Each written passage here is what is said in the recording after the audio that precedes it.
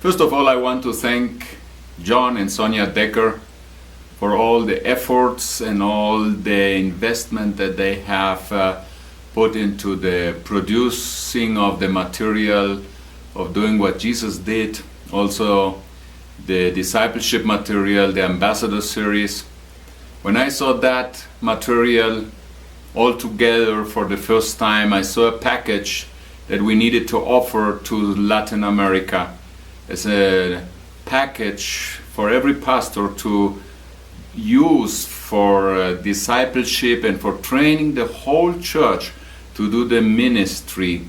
I believe personally that this harvest that the Lord wants us to bring in this last time is not going to come in because only some people are working. It's because the whole church is doing the work of the ministry. But for that reason we have to train the whole church. And I believe personally that the material of the Deckers, doing what Jesus did those 6 practical abilities, and also the ambassador series, those 72 discipleship lessons, good Foursquare theology, are essential to train the whole church and to release them into the ministry.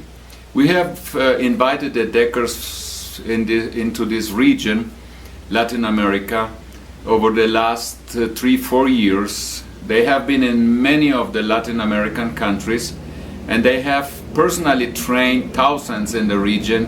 Ulrike and I, we have trained also the hundreds, and altogether we have trained more than 5,000 pastors and leaders in Central and South America.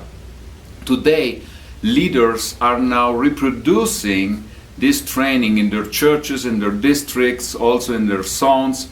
And like Honduras, since they received the training, about 100 people, they have now trained over 3,000 people. And this year, 2015, they want to train other 2,000 people using the Doing What Jesus Did material.